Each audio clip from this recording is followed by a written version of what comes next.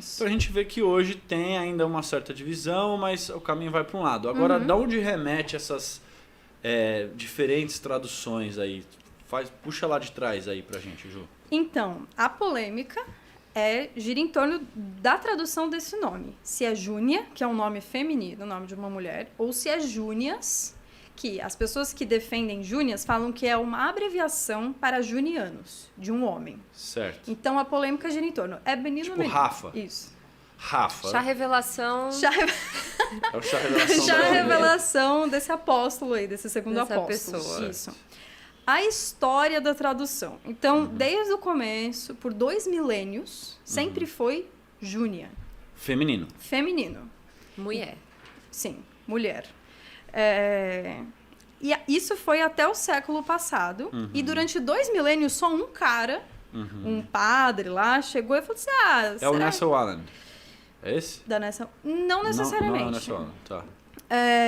Pega, tipo, desde uns padres lá Tipo, Idade Média? Isso, na Idade Média. Eu peguei aqui, cadê? Calma, que são muitas anotações, eu tô com medo de ficar perdida.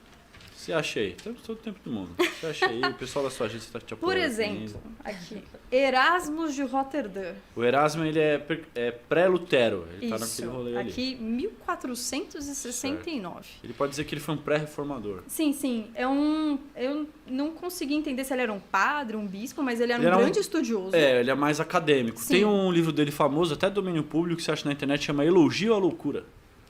Erasmo de Roterdã, ele era um humanista, né? Ele que defende a volta aos originais. Os caras estavam trabalhando com o texto mais em latim, a tradução latina, que a Bru vai falar até, inclusive, com a Vulgata. E o Erasmo, ele defende essa volta às fontes. Vamos trabalhar com o texto original, em hebraico e grego. Coisa de acadêmico, né? Ele defende isso. Sim, e ele fez várias traduções mais para o povo poder ler. E ele comentou um pouco sobre esse trecho específico. E ele não comentou sobre a tradução. Ele comentou sobre... Ele falou assim, como deve ser incrível ser um apóstolo. E não só isso, mas ser mais conhecido e com grande renome entre os apóstolos. E o debate dele, por exemplo, não era se era homem ou mulher. Não era esse o debate dele. Ele nem questionava isso. Então, questionava que era mulher. Não questionava. Para ele era mulher, ponto final. Erasmo de Roterdã, certo? Sim, Erasmo de Roterdã. Vários autores que eu li citam ele como referência, porque ele foi referência lá no começo, quando estava passando os textos do grego pro latim. Esse movimento que eu falei. Não, na verdade, eles estavam na Vulgata e o Erasmo estava nesse movimento de volta aos originais. Isso. A questão dele era, por exemplo, se era Júnia ou Júlia, que um nome maravilhoso, Júlia, por exemplo. Ele falou que poderia ter esse, mas Júnia e Júlia, 2 mulheres, então não ia mudar muita coisa. Então, durante todo esse período, até 1927, era Júnia, ponto final, sem discussão. A gente está falando de 100 anos atrás. Isso. E daí um cara... Comenta aí se você tem 100 anos. Se você lembra dessa discussão. E daí um cara que estava fazendo a Nessel Allen, de 1927. Que é a principal referência que a gente tem de texto grego compilado, é a Nessel Allen. Talvez você quiser falar um pouquinho mais sobre a importância da Nessel Allen. O que é a Nessel Allen? Tá, pode ser que eu vou falar a compreensão que eu tenho, que é o seguinte, quando a gente fala de Bíblia, a gente fala de manuscritos, tá certo? A gente não tem o que a gente chama de autógrafo. O que é o autógrafo?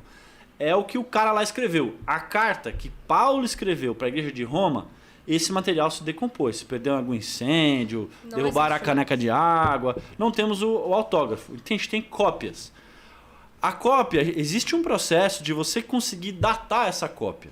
Isso é uma coisa de quem trabalha com museu, manuscrito e tal. Eles têm lá experiência, ele fala, essa cópia é do ano 900 depois de Cristo. Essa cópia é do ano 300 depois de Cristo. O que acontece? Uma cópia, quanto mais distância ela tem da época, mais chance, menos, não vou dizer confiável, mas enquanto documento, menos valor ela tem. Agora, se eu pego uma cópia do 2º século, cara, ela tá 2 gerações de distância, tá 2 vó de distância da pessoa que escreveu, ela é bem fidedigna. O que o documento Nessel Allen faz, ele vai pegar um compilado de todos os manuscritos que estão no mundo todo e vai selecionar os melhores e fazer o que ele chama de melhor texto. E aí, eu tenho uma nessa aula em casa, podia ter trazido.